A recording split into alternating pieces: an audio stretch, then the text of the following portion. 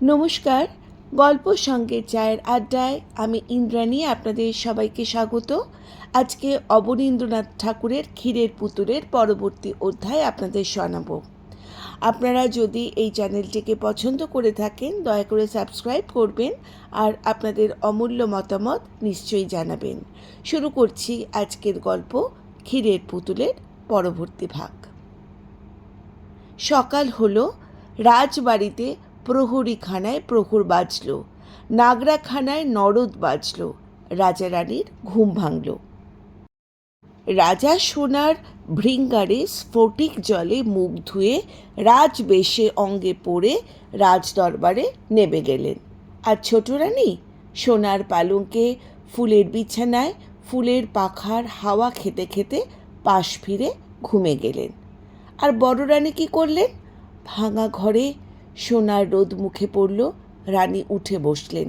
এদিক ওদিক সেদিক দেখলেন, এপাশ দেখলেন, ওপাশ দেখলেন, বানর নেই। রানী এ ঘর খুঁজলেন, ও ঘর খুঁজলেন, ঘরের চাল খুঁজলেন, গাছের ডাল খুঁজলেন, বানর নেই। বড় রানী কাঁদতে লাগলেন। বানর কোথায় গেল?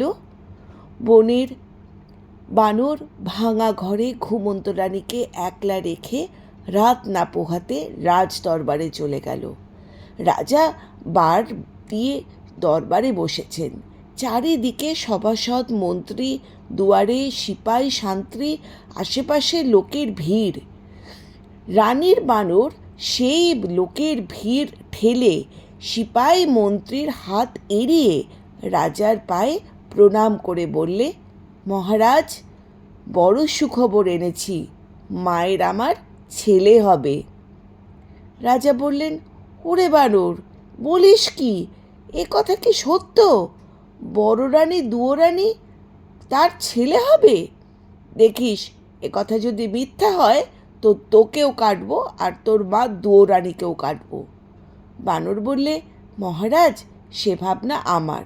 এখন আমায় খুশি করো, আমি বিদায় হই। রাজা গলায় গজমতি হার খুলে দিয়ে বানরকে বিদায় করলেন। বানর নাচতে নাচতে ভাঙা ঘরে দৌড়ানির পড়ে পড়ে কাঁদছেন সেখানে গেল।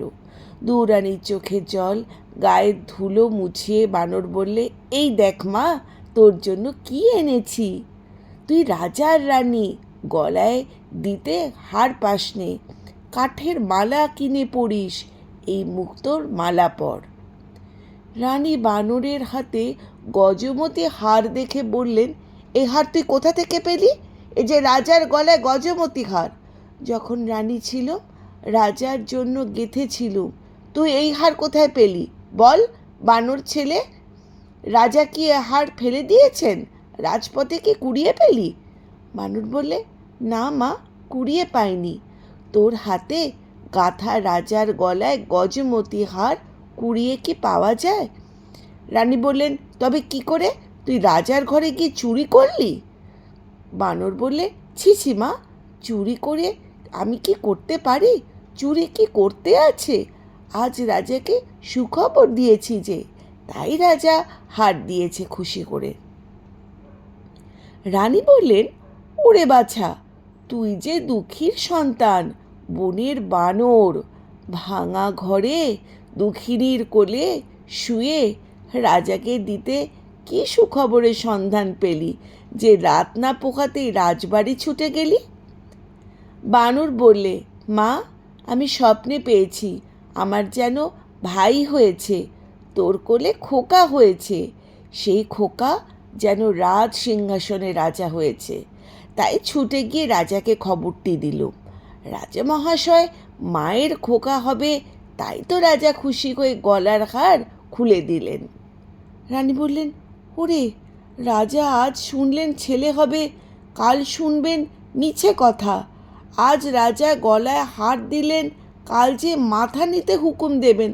হায় হায়, কি করলি? এক মুঠো খেতে পাই, এক পাশে পড়ে আছি, তবুও বছর গেলে রাজার দেখা পাই, তুই আমার তাও খোঁচালি। ওরে, তুই কি সর্বনাশ করলি? মিছে খবর কেন রটালি? এ জঞ্জাল কেন ঘটালি তুই? বানর বললে, মা, তোর ভয় কি? ভাবিস কেন? এই 10 মাস চুপ করে থাক, সবাই জানুক বড় রানীর ছেলে হবে। তারপর রাজা যখন ছেলে দেখবেন তখন তার কোলে সোনার চাঁদ ছেলে দেব, তুই রাজাকে দেখাস। এখন চল, বেলা হলো, খিদে পেয়েছে। রানী বললেন, চল বাছা চল, বাটি পুড়ে জল রেখেছি, গাছের ফল এনেছি, খাবি চল। রানী ভাঙা পিড়ে বানরকে খাওয়াতে বসলেন, আর রাজা ছোট রানীর ঘরে গেলেন।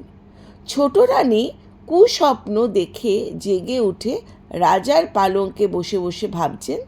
এমন সময় রাজা এসে খবর দিলেন, আরে শুনছো ছোট রানী, বড় রানীর ছেলে হবে। বড় ভাবনা ছিল রাজ সিংহাসন কাকে দেব। এতদিনে ভাবনা ঘুচল, যদি ছেলে হয় তাকে রাজা করব, আর যদি মেয়ে হয় তবে তার বিয়ে দিয়ে জামাইকে রাজ্য দেব। রানী, বড় ভাবনা ছিল, এতদিনে নিশ্চিন্ত হলুম।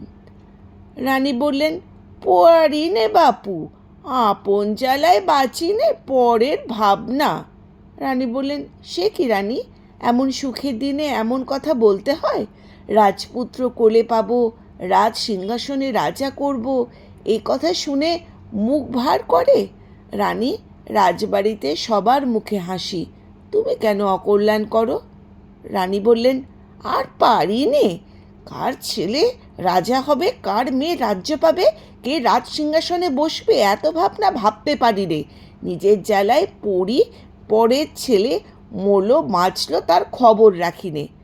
বাবারে, সকাল থেকে বকে বকে ঘুম হলো না, মাথা ধরলো, যাই নিয়ে আসি। রাগ ভরে ছোট রানী 8 গাছা চুড়ি 10 গাছা মল ঝলমলিয়ে একদিকে চলে গেলেন। রাজার বড় রাগ হলো, রাজকুমারকে ছোট রানীকে মরো বললে? রাজা মুখ আধার করে বারমহলে চলে গেলেন। রাজা রানীতে ঝগড়া হলো। রাজা আর ছোট রানীর মুখ দেখলেন না, বড় রানীর ঘরেও গেলেন না। ছোট রানী শুনে যদি বিষ খাওয়ায়, বড় রানীর প্রাণে মারে। রাজা বার মহলে একলাই রইলেন। 1 মাস গেল, 2 মাস গেল, 2 মাস গিয়ে 3 মাস গেল, রাজা রানীর ভাব হলো না। ঝগড়ায় ঝগড়ায় 4 মাস কাটল। 5 মাসে দুয়োরানীর পোষা বাদর রাজার সঙ্গে দেখা করলেন। রাজা বললেন, কি হে বাদর, খবর কি? বানর বললেন, মহারাজ, মায়ের বড় দুঃখ, মোটা চালের ভাত মুখে রচে না, মা আমার না খেয়ে একে কাকিল হইলেন। রাজা বলেন, এ কথা তো আমি জানি নে। মন্ত্রীবর, যাও এক্ষুনি সরু চালের ভাত 50 ব্যঞ্জন সোনার থালায় সোনার বাটিতে মহারানীকে পাঠিয়ে দাও। আজ থেকে আমি যা খাই বড় রানী তাই খাবেন। যাও মন্ত্রী, বানরকে 1000 মোহ দিয়ে বিদায় করো। মন্ত্রী বানরকে বিদায় করে রান্নাঘরে গেলেন, আর রানীর বানর মোহরের তোড়া নিয়ে রানীর কাছে এলো। রানী বললেন, আজ আবার কোথায় গিয়েছিলি? এতখানি বেলা হলো, নাইতে পেলুম না, বাঁধবো কখন, রাঁধবো কখন, আর খাবো কখন? বানর বললে, মা, আর তোকে বাঁধতে হবে না, রাজবাড়ি থেকে সোনার থালায় সোনার বাটিতে সরু চালের ভাত 5 ব্যঞ্জন আসবে। আর না, তাড়াতাড়ি তাড়াতাড়ি কর, তাড়াতাড়ি নেমে আয়। রানী নাইতে গেলেন। বানর 1 মুঠোর মোহর নিয়ে বাজারে গেল। 16 থান মোহরে 16 জন ঘরামি নিয়ে, 16 গাড়ি খড় নিয়ে 1600 বাঁশ নিয়ে এলো। সেই 1600 বাঁশ দিয়ে 16 গাড়ি খড় দিয়ে 16 জন ঘরামি খাটিয়ে চোখের নিমেষে দুয়োরানীর বানর ভাঙা ঘর নতুন করলে। শোবার ঘরে নতুন কাঁথা পাতলে, খাবার ঘরে নতুন সিঁড়ি পাতলে। রাজবাড়ির 16 বামুনে রানীর ভাত নিয়ে এলো। 16 মোহর বিদায় পেল। দুয়োরানীও নেমে এলেন। এসে দেখলেন ঘর নতুন, ঘরের চাল নতুন, চালের খড় নতুন, মেঝে নতুন কাঁথা, আলনায় 2টো নতুন শাড়ি। রানী অবাক হয়ে গেলেন। বানরকে বললেন, বাছা, ভাঙা ঘর দেখে খাটে গেলুম, এসে দেখি নতুন ঘর, কেমন করে হলো? বানর বললে, মা, রাজমশাই মোহর দিয়েছেন, সেই মোহরে ভাঙা ঘর নতুন করেছি, ছেঁড়া কাঁথা নতুন করেছি, নতুন পিঁড়ে পেতেছি। তুই সোনার থালায় গরম ভাত, সোনার বাটিতে তপ্ত দুধ খাবি চল। রানী খেতে বসলেন। কতদিন পর সোনার থালায় ভাত খেলেন, সোনার ঘটিতে মুখ ধুলেন, সোনার বাটিতে পান খেলেন, তবু মনে সুখ পেলেন না। রানী রাজভোগ খান আর ভাবেন, আজ রাজা সোনার থালায় ভাত পাঠালেন, কাল হয়তো শ্মশানে গিয়ে মাথা কাটবেন। এমনই করে ভয়ে ভয়ে 1 মাস, 2 মাস, 3 মাস গেল। বড় রানী নতুন ঘরে পুরনো হলো, ঘরের চাল ফুটো হলো, চালের ঘর উড়ে গেল। বানর রাজার সঙ্গে দেখা করলেন। রাজা বললেন, কি বানর, কি মনে করে? বানর বললেন, মহারাজ, ভয় করে না নির্ভয় করে? রাজা বললেন, নির্ভয় কও। বানর বললেন, মহারাজ, ভাঙা ঘরে মা আমার বড় দুঃখ পান। ঘরের দুয়ারে ফাটা, চালে খড় নেই, শীতের হিমের ঘর আলো হয়ে যায়। মা আমার গায়ে দিয়ে লেপ পাতেন না, আগুন জ্বালাতে কাঠ পান না, সারা রাত শীতে কাঁপেন। রাজা বললেন, তাই তো এ কথা তো বলতে হয়। বানর, তোর মাকে রাজবাড়িতে নিয়ে আয়, আমি মহল সাজাতে বলি।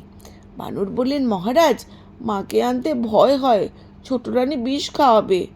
রাজা বললেন, সে ভয় নেই, নতুন মহলে রানীকে রাখবো, মহল ঘিরে ঘর কাটাবো, ঘরের দুয়ারের পাহারা বসাবো, ছোট রানীকে আসতে দেব না। সে মহলে বড় রানী থাকবেন, বড় রানীর বোবা কালা দাই থাকবে, আর বড় রানীর পোষা ছেলে তুই থাকবি। বানর বলল, মহারাজ, যাই তবে, মাকে আনি। মহারাজ বললেন, যাও মন্ত্রী, মহল সাজাও গে। মন্ত্রী লক্ষ লক্ষ লোক লাগিয়ে একদিনে বড় রানীর নতুন মহল সাজালেন। দু রানী ভাঙা ঘর ছেড়ে, ছেঁড়া কাঁথা ছেড়ে সোনার শাড়ি পরে নতুন মহলে এলেন।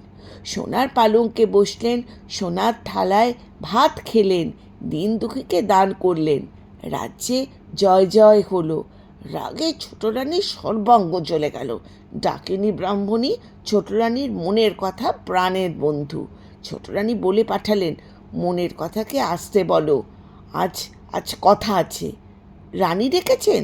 ডাকিনী বুড়ি তাড়াতাড়ি চলে এলো। রানী বললেন, এসো ভাই, মনের কথা, কেমন আছো, কাছে বসো। ডাকিনী ব্রাহ্মণী ছোট রানীর পাশে বসে বললেন, কেন ভাই, ডেকেছ কেন? মুখখানা ভার কেন? চোখের কোণায় জল, হয়েছে কি? রানী বললেন, হয়েছে আমার মাথা আর মুন্ডু। সতীন আমার ঘরে ঢুকেছে, সে সোনার শাড়ি পরেছে, নতুন মহল পেয়েছে, রাজার প্রেয়সী রানী হয়েছে। ভিখারিনী দুয়োরানী এতদিন সুয়োরানীর রানী হয়ে রাজমহলে জুড়ে বসেছে। বামুন সই দেখে অঙ্গে জ্বলে যায়, আমায় বিষ দেখে মরি, সতীনের এ আদর প্রাণ সয় না। ব্রাহ্মণী বললেন, ছি ছি সই, এ কথা কি মুখে আনে? কোন দুঃখে বিষ খাবে? দুয়োরানী আজ রানী হয়েছে, কাল ভিখারিনী হবে। তুমি যেমন সুয়োরানী ছিলে তেমনই থাকবে। সুয়োরানী বললেন, না ভাই, বাঁচতে আর স্বাদ নাই। আজ বাদে কাল দুয়োরানীর ছেলে হবে, সে ছেলে রাজা হবে। লোকে বলবে, আহা, দুয়োরানী রত্নগর্ভা, রাজার মা হলো।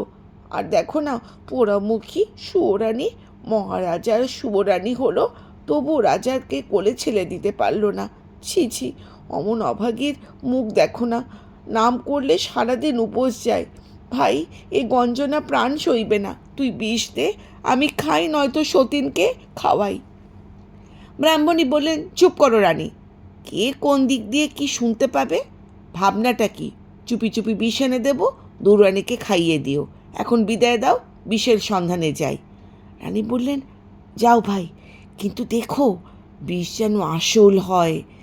খেতে না খেতেই বড় রানী যেন পড়ে মরে যায়।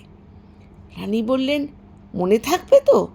ডাকিনী বললেন, ভয় নেই গো, ভয় নেই। আজ বাদে কাল বড় রানীকে বিষ খাওয়ানো জন্মের মতন মা হওয়া স্বাদ গোছাবে। তুমি নির্ভয়ে থাকো তো। ডাকিনী বিষের সন্ধানে গেল। বনে বনে খুঁজে ভর সন্ধ্যাবেলা ঝোপের আড়ালে ঘুমন্ত সাপকে মন্ত্রবশ করে তার মুখ থেকে কালকুট বিষ এনে দিল। ছোট রানী সেই বিষে মুগের নাড়ু, ক্ষীরের ছাঁচ, মতিচুরের মিঠাই গড়ালেন। একখানা থালা সাজিয়ে ডাকিনী ব্রাহ্মণীকে বললেন, ভাই এক কাজ কর, এই বিষের নাড়ু বড় রানীকে বেচে আয়। ব্রাহ্মণী থালা নিয়ে বড় রানীর নতুন মহলে গেল। বড় রানী বললেন, আয় লো আয়, এতদিন কোথায় ছিলি? দুয়োরানী বলে কি ভুলে থাকতে হয়? ডাকিনী বললেন, সে কি গো, তোমাদের খাই, তোমাদের পড়ি, তোমাদেরকে ভুলতে পারি? এই দেখো, তোমার জন্য যতন করে মুগের নাড়ু, ক্ষীরের নাড়ু আর মতিচুরের মিঠাই এনেছি। রানী বললেন, বুড়ি ব্রাহ্মণী বড় যত্ন করে থালা সাজিয়ে সামগ্রী এনেছে। খুশি হয়ে তার দু হাতে দুটো মোহর দিয়ে বিদায় করলেন। ব্রাহ্মণী হাসতে হাসতে চলে গেল। রানী ক্ষীরের ছাঁচ ভেঙে খেলেন, জিরের স্বাদ খেলেন, মুগের লাড্ডু মুখে দিয়ে গলা কাঠ হলো। মতিচুর মিঠাই খেলেন, বুক যেন জ্বলে গেল। বানরকে ডেকে বললেন, ব্রাহ্মণী আমায় কি খাওয়ালো? গাটা কেমন করছে, বুঝি আর বাঁচব না। বানর বললেন, চল মা, খাটে শুবি, অসুখ সারবে। রানী উঠে দাঁড়ালেন। সাপের বিষের মাথায় উঠল। রানীর চোখ আঁধার উঠলেন, মাথা টলে গেল, সোনার প্রতিমা শানের ওপর ঘুরে পড়লেন। বানর রানীর মাথায় কোলে নিয়ে হাত ধরে নাড়ি দেখল, চোখের পাতা খুলে চোখ দেখল। রানী অজ্ঞান, অসাড়। বানর সোনার প্রতিমা বড় রানীকে সোনার খাটে শুইয়ে দিয়ে ওষুধের সন্ধানে বনে ছুটলেন। বন থেকে কে জানে কি লতাপাতা, কোন গাছের কি শেকড় এনে নতুন শিলে বেটে বড় রানীকে খাওয়াতে লাগলেন। রাজবাড়িতে খবর গেল বড় রানী বিষ খেয়েছেন। রাজা উঠতে পড়তে রানীর মহলে এলেন। রাজমন্ত্রী ছুটতে ছুটতে সঙ্গে এলেন। রাজবৈদ্য মন্তর আওড়াতে আওড়াতে তারপরে এলেন। তারপরে রাজার লোক লস্কর, দাস দাসী যে যেখানে ছিল সবাই হাজির হলো। বানর বললেন, মহারাজ এত লোক কেন এনেছো? আমি মাকে ওষুধ দিয়েছি, মা আবার ভালো আছেন, একটু ঘুমোতে দাও, এত লোককে যেতে বলো। রাজা বিষের নাড়ু পরক করিয়ে রাজবৈদ্যকে বিদায় করলেন। রাজার ভার দিয়ে রাজমন্ত্রীকে বিদায় দিলেন। বড় রানীর মহলে নিজে রইলেন। 3 দিন 3 রাত বড় রানী অজ্ঞান। 4 দিনের দিন জ্ঞান হলো। বড় রানী চোখ মেলে চাইলেন। বানর রাজাকে এসে খবর দিল, মহারাজ বড় রানী সেরে উঠেছেন, তোমায় একটা রাজ চক্রবর্তী ছেলে হয়েছে। রাজা বানরকে হীরের হার খুলে দিয়ে বললেন, চলো বানর, বড় রানীকে আর বড় রানীর ছেলেকে দেখে আসি। বানর বললেন, মহারাজ একটা গণনা করেছি, ছেলের মুখ এখন দেখলে তোমার চক্ষু অন্ধ হবে। ছেলের বিয়ে হলে মুখ দেখলে এখন বড় রানীকে দেখে এসো, ছোট রানী কি দুর্দশা করেছে। রাজা দেখলেন বিষের জ্বালায় বড় রানীর সোনার অঙ্গ কালি হয়ে গেছে। রানীর পাতাখানার মতন পড়ে রয়েছেন। রানীকে আর চেনাই যেন যায় না। রাজা রাজবাড়িতে এসে ছোট রানীকে প্রহরে দিয়ে খানায় বন্ধ করলেন আর ডাকিনী বুড়ির মাথা মুড়িয়ে ঘোল ঢেলে উল্টে গাধায় চড়িয়ে দেশের থেকে বার করে দিলেন। তারপর হুকুম দিলেন, মন্ত্রীবর আজ বড় শুভ দিন, এতদিন পরে রাজ চক্রবর্তী ছেলে পেয়েছি। তুমি পথে পথে আলো জ্বালাও, ঘরে ঘরে বাজে পোড়াও, দিন দুঃখী ডেকে তাদের ভাণ্ডার লুটিয়ে দাও, রাজ্যে যেন একটি ভিখারিও না থাকে। এমনি করে নিত্য নতুন আমোদে দেবতার মন্দিরে পুজো দিয়ে মা কালীর পায়ে বলি দিয়ে দেখতে দেখতে 10টা বছর কেটে গেল। রাজা বানরকে ডেকে বললেন, 10 বছর তো পূর্ণ হলো, এখন ছেলে দেখাও। বানর বললেন, মহারাজ আগে ছেলের বউ ঠিক করো, তারপর তার বিয়ে দাও, তারপর মুখ দেখো, এখন ছেলে দেখলে অন্ধ হবে। রাজা বানরের কথায় দেশ বিদেশ থেকে ভাট পাঠালেন। কত দেশের কত রাজকন্যার সন্ধান এলো। একটিও রাজার মনের মতন হলো না। শেষে পাটলি রাজ্যের রাজার ভাট সোনার কৌটোয় সোনার প্রতিমা রাজকন্যার ছবি নিয়ে এলো। কন্যার অঙ্গের বরণ রাজা কাঁচা সোনা, জোড়া ভুরু, বাঁকা ধনু, দুটো চোখ টান টান, দুটি ঠোঁট হাসি হাসি এলিয়ে দিয়ে মাথায় কেশ পায়ে পড়ে। রাজার সেই কন্যা পছন্দ হলো। ক্ষীরের পুতুলের আজকে এই অবধি। পরবর্তী অধ্যায়ে আগামী সপ্তাহে আপনারা পাবেন। আপনাদের যদি চ্যানেলটি ভালো লেগে থাকে এবং গল্পটি ভালো লেগে থাকে, দয়া করে সাবস্ক্রাইব করবেন। ধন্যবাদ।